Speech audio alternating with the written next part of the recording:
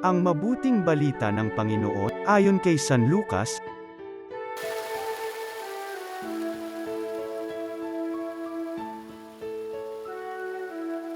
Noong panahong yun, samantalang dumaragsa ang mga tao, sinabi ni Jesus, napakasama ng lahing ito. Naghahanap sila ng palatandaan mula sa langit, subalit walang ipapakita sa kanila maliban sa palatandaang inilalarawan ng nangyari kay Jonas.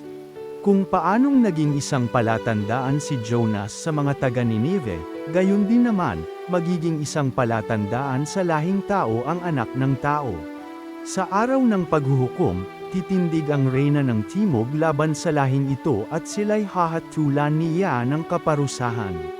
Sapagkat nanggaling siya sa dulo ng daigdig upang pakinggan ang karunungan ni Solomon, ngunit higit na di hamak kay Solomon ang naririto.